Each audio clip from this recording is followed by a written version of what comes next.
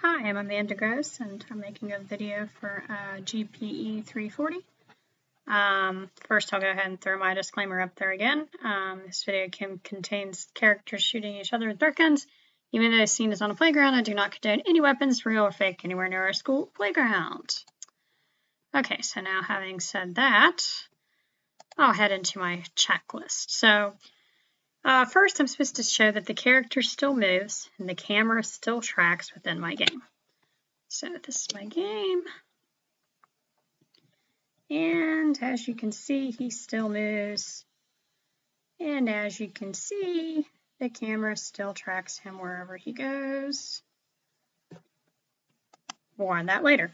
Okay, so that should be that first one.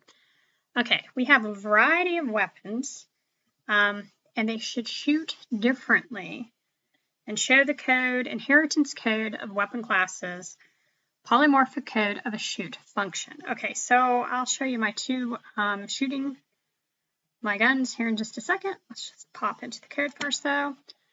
Okay, so weapon has the guns, and they're gonna go from each one here. So like in player control, it has things about shooting, so it takes on things about weapons. And then I also have a rifle and a revolver script. There's really nothing in there right now, so I'm going to do like some refactoring later and stick them in to carry them over to weapons. So, but there are two weapons and different classes, inheriting from different classes within the code. How do they shoot differently? Well, what I did was I had like two shoot functions instead of just one.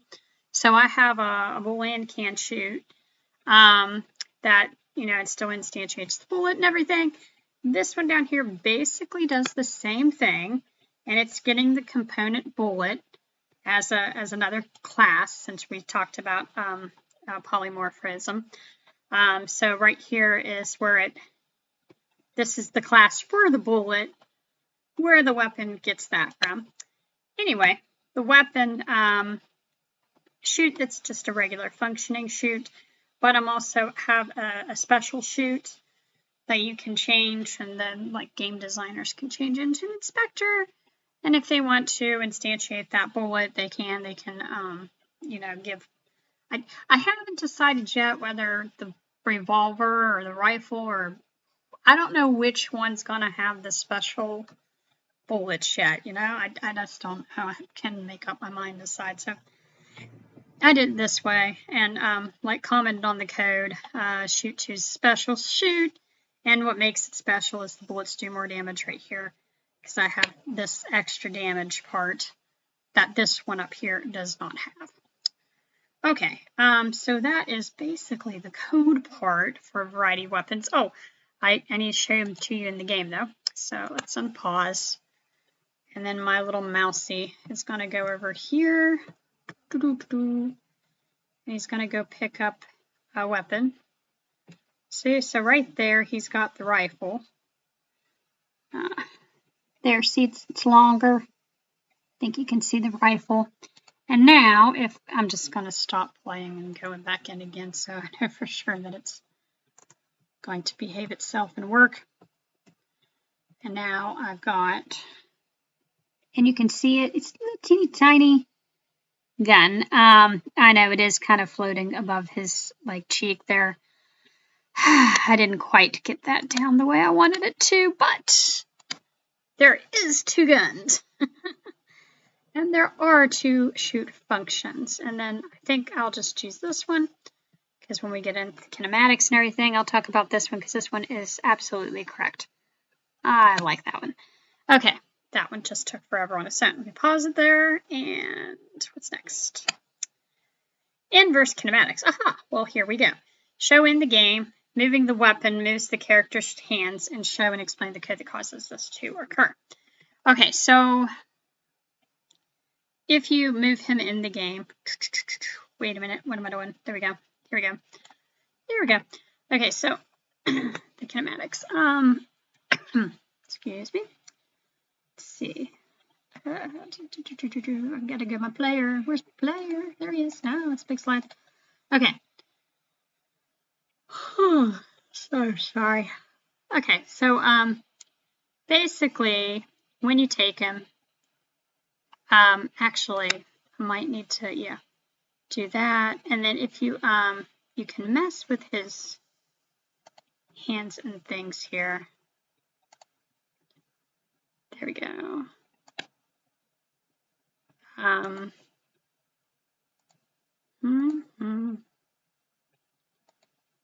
This took forever. Again, by the way. Maybe, is it only on the other?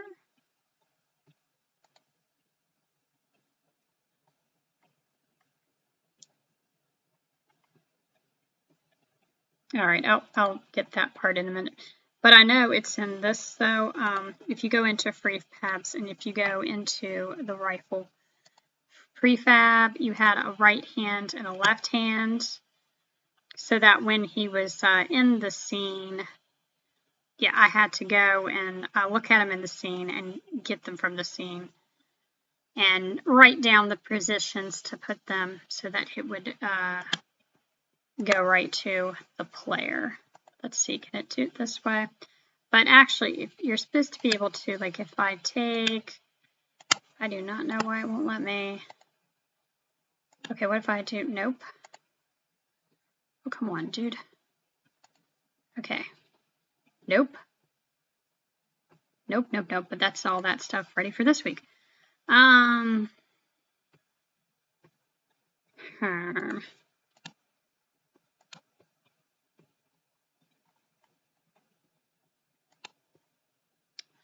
Well, I can explain the code anyway. I'm trying to figure out how that part took a long, there it goes. Okay, by golly. It's like, where did it go? Okay, so what it means by, what did it say again? What it means by, it moves the character's hands and all that and show the code with that. So like if I take the right hand and see, I can like move his, no, don't do that. Control Z. Control Z. Okay. Oh, but I'm still playing, so yeah, I'll just stop playing and it'll go back to normal. But you can do this with it. That's what it's saying. And I tried to position it so that it was directly right on the gun. But, you know, you could like move his hands and things. That's the kinematics within the game. I knew it was there somewhere. Just had to figure out where I put it again. Okay, and then like you rotate it. So you would rotate it according to, because I mean his hands were like in a cup motion, but you rotate his hands to however you want them inside the game. Okay, I'm gonna stop playing that for a second, and oh my goodness, what did it do now?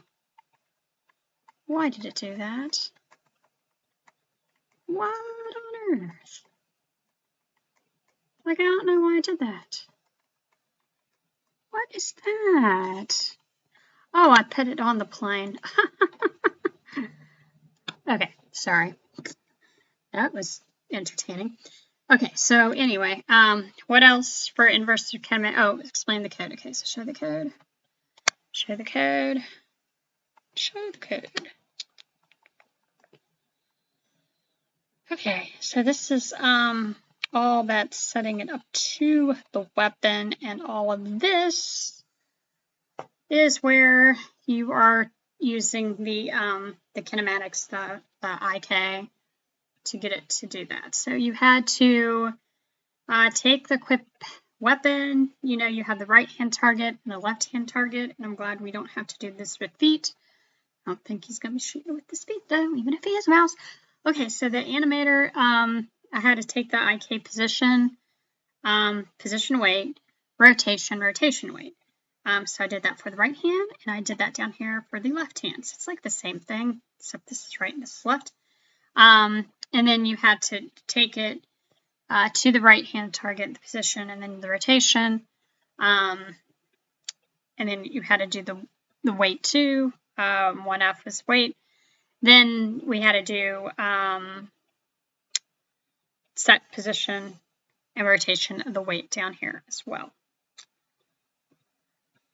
Same thing down here, and this time we're setting it to the left hand. And then you use also this avatar IK goal to help set it up as well. Okay, so what's the next thing? That kind of explains some of inverse kinematics. Pickups. Okay, so show in the game that the player can pick up the weapon. Well, he did. He picked up the 2 guns already. But we can go do that again. And he can pick up the heal pack and show the code of the pickup class to explain how this works. Okay, and then the polymorphism inherits in the pickup classes show how it works. Okay, well, since we're over here already, this first little white circle is my health. And if I just pick it up, I'm supposed to be able to just pick up. There it goes. See, you can see his health bar at the top, and it's changing. So every time I back out, and every time I go back into there, see, now he's almost at full health. Whoosh, now he's at full health. See, so there's the health pickup, even though I'm not showing my apple or my cheese the way I want it to. I'll work on that later. But I definitely have some kind of a health pickup. Yay, it's somewhat working. And then he can pick up a weapon by walking over top of it. Sorry, I have a screaming child in the background. I might have to go figure out what's wrong with the screaming child here in a second. Okay, but see, there we go. He can walk over, and he's picked up his gun again. Yay, there we go. So we'll pause this. He now has his gun. And then we're also supposed to explain pickups in code. And then this kind of inheritance and polymorphism. Oh, there we go. Code of pickup and weapon classes, and explain how this code works. So here we go, into the code. Okay, so I have a couple of pickups. I've got a pickup here, and I have a weapon pickup here for both of these. So when it reads the player on pickup, and I was also calling it debug log, I was picked up to know for sure whether or not I was picking it up. So that's actually going around in my console right now. And what am I doing in the internet? I'm so sorry. I am working. Well, actually, if I just unpause it again, I could just, yeah. It's not calling it anymore. If I unpause it and replay it, that's probably going to do it again. Well, actually, hold on. Let me see if I can do it one more time. Come on, dude, get your gun. Okay. Well, it's not calling it in console right now, but oh well. Anyway, so we're going to get the component and then return to get the pickup. And then on the weapon pickup, so right here is your inheritance polymorphism, because this is the original pickup script, and this is the weapon pickup script. So it's kind of a little different, but it's taking in pickup as a class. It's inheriting from pickup class, I guess is what the term is. Okay, so it's a weapon type. And then on pickup, so when the player picks up the weapon on this override void, and he's called on pickup, different than this pickup, that's script pickup. This function, called on pickup, when he goes and he picks it up, when the player picks up the weapon, we're going to equip it. So right here, player equip weapon, type weapon. And then I'm setting the types of weapon in enum.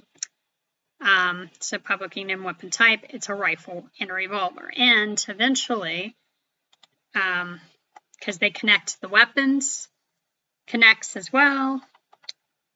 And the player controller pulls a lot of information in from the weapon. But the, let me see, rifle goes from weapons, so I'll probably be moving my stuff over when I refactor this code this week. And the revolver also pulls from weapon. So there we go. That's how it kind of, so that's the inheritance, polymorphism, and they're just getting it from each other. And then I have one overall pickup, and then the weapon pickup calls from the pickup, the regular pickup, and then picks up the weapon. Okay, so for the next one, the UI for player health, show that the player's health goes down when damaged. and matches the value shown through the game in UI, and it's up to date. Okay, well, I kind of showed you that before, but we're going to do it again. See, right now he's all healthy. He's got all of his health back again. So I'll start him here. I started him with some of his health gone, just so that I could show this part of the game. So yes, he just walks into it a lot. Go again. Go get healthy again. It's like a health well. It's like a fairy of health well. There we go. Okay, so I'd say it's definitely working because that's his UI bar, and he's getting health. There we go. So player game matches the value through the game in UI. Yes, it does. Explain the code to keep the UI up to date. Oh, the UI, I attached it down here. I have a HUD.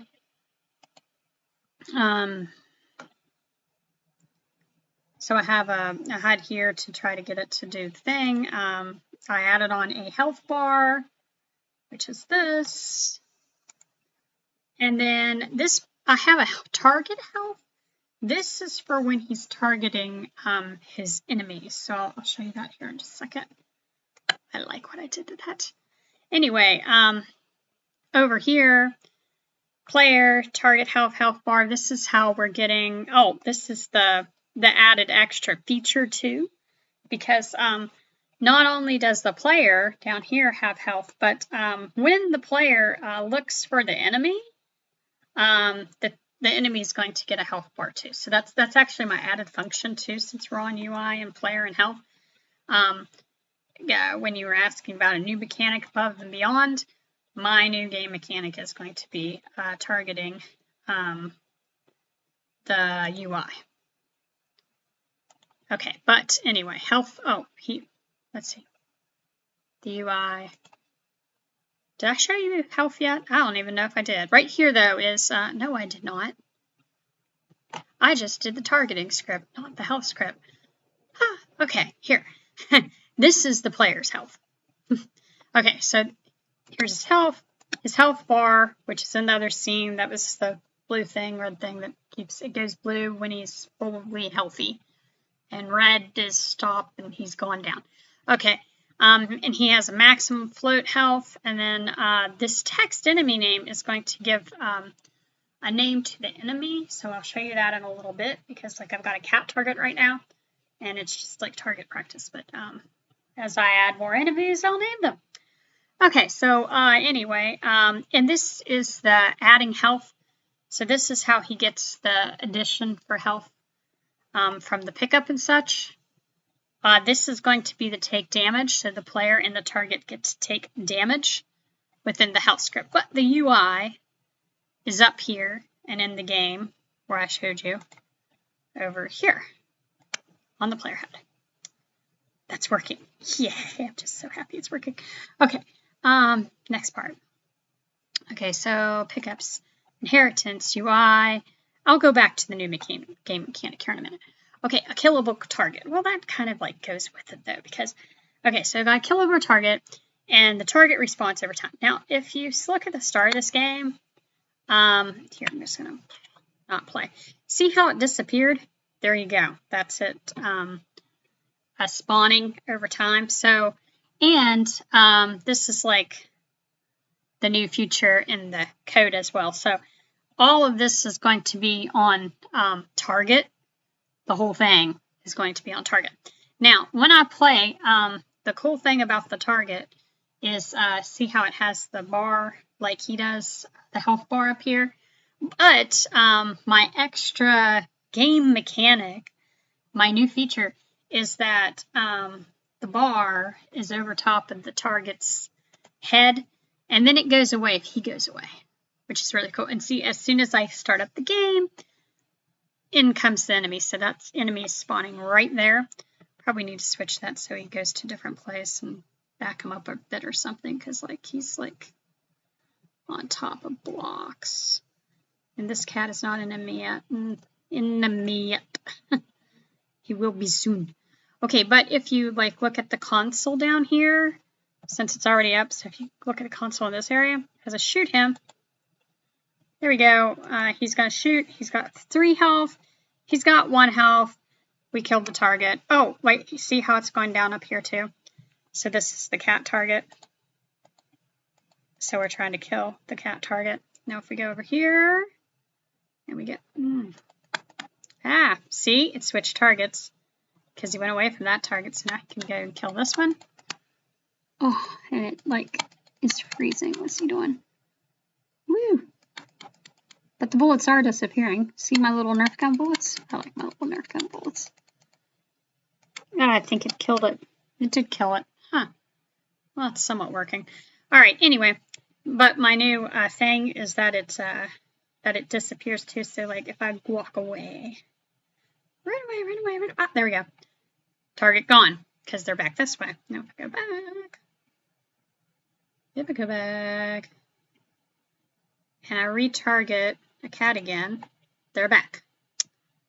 But it is like killing it because it's coming up down here in the console with killing target. So his health is going down anyway. So let me see what's that. It is a killable target. It just isn't quite getting destroyed, but it does hit 0. And it is spawning in anyway. So that part of that's, you know, spawns in because it spawned in at the beginning. And then on a timer. Yeah, oh, he is on a timer. I just can't seem to kill him. Okay, so anyway, back to all this isn't targeting them. Okay, so right here is where I'm setting the target to the UI when I was thinking this was player health because I wasn't paying attention because it's late here. So target UI set active true, and then the health bar and the fill amount is that we're trying to get the health on the health bar. And then the target name, the enemy name, is telling me what target it is. So I never did quite, oh yeah it is, see, because it said cat target for a second. So this was the cat target. This might be just kitty cat or something if I do that, but it's going to say its name in the code up here. So that's my new function. It even tells what the enemy is. Just like a real game. Just like a real game. Okay, so anyway, health, get the component. And then here is where it's going to check the distance away. And then if the player moves away from the enemy, the health bar doesn't stick around. So I have to go all the way to 10F, which is why my player mouse had to go clear almost to the playground before the thing would disappear, but that way you can target the enemies and they'll pop up above their heads, the target bars. So as soon as you select that with your mouse button, not the mouse Gus Gus, it's not Gus Gus the mouse from Cinderella right now, the mouse button that comes with the computer. As soon as you hit your mouse button on the computer to shoot, it automatically targets the cat target or whatever you're aiming for. Okay, so that's like all about the targeting. And then right here is the spawner. This is where it was supposed to respawn over time. Oh, while I'm in here too, see, I have comments at the top of everything. So I think that should count for everything is well commented. I really don't have much in there, so I didn't comment. But, you know, the bullets commented, the weapon pickups commented, the pickup is not commented. Everything else is commented. You know, I comment here that if it reaches 0, you're going to kill the target. This is the game manager also. So I've done it already. The game manager exists.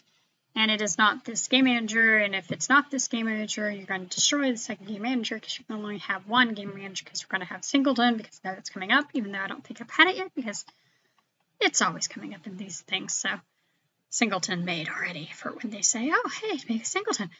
All right, and then I coded on the shoot function. So, oh, the only other thing was the spawner. So I'm going to explain my spawner, even though my spawner is only halfway working. Okay, so I did have a delay. And then these are the prefabs. So if the spawn timer is greater than 0, going to use time delta time. You know, so if the spawn time is greater than 0, then take the time from the timer. But if the time is less than or equal to 0, if there is not any enemy there, then spawn in a new enemy. So it was reading no enemy. I guess I probably need to erase the one cat from my scene, my cat target from my scene, so that it won't read it and then it will spawn an enemy. That might be what is going on. I might try that later. Maybe that's what's happening, is I need to delete him so that it spawns the new enemy from the scene. Then it'll read it, and then it'll destroy it, and then it will respawn. I'll try that in just a second. And then current enemy instantiate. I don't think I'm going to do that right now, though, because yeah. But that might be it. I might need to erase my original cat target. Make sure I've got my prefab. Okay, but I do have the spawn in here. It does have a delay. It is coded that way, even though the target, I guess the issue really though is it's not quite killable, because it said killing in the console, but it never really went all the way to 0. So I'll have to work on that. But for the most part, I've got like all the things in here done, I believe. Okay, so I think that was it for this one. Oh, I did want to say too, I'll make like, okay, if we look really close at him, I made that cat target because there's no cat targets out there. You know very well they're not going to be cat target anyway. So I did that in 3ds Max when I was learning from GA110. So there we go. That's an extra game. Okay, fine, it's not a game mechanic. It's an extra game thing anyway. I made my own target. Yes. Okay, I think that's where we could probably end. Is my wonderful cat target. I think he's cute, you know? He looks bad too. He's got the red eyes. And there's a bad cat out there. That's a bad cat. This cat's spooky too, though, you know, for this. I have a friend that said I need to blow up the cat, and I can't do that. A, I don't know how, even if I wanted to. B, I don't think that would be very conducive. I can't bring myself to blow up a kitty cat, but I can bring myself to blow up a cat target. Yeah. So, yeah. But if I go and, can I see it? Nope, I can see its tail. That's all. Well, I'd show you this thing from the front. Yeah, look at that. That, to me, looks like one evil kitty cat. I can never get this thing to do what I want it to do. Doesn't it look spooky to you? If it's great big and it's bigger than the mouse, that's a spooky looking cat. But I'm still not blowing it up. I'll just blow up the cat target instead, if I can figure out how to. Okay, so anyway. Oh, sorry. Goodness. Okay. I think that's the end of that one. Yep, okay. So I'll stop it here. And yep, and I'll turn in. Thank you for watching.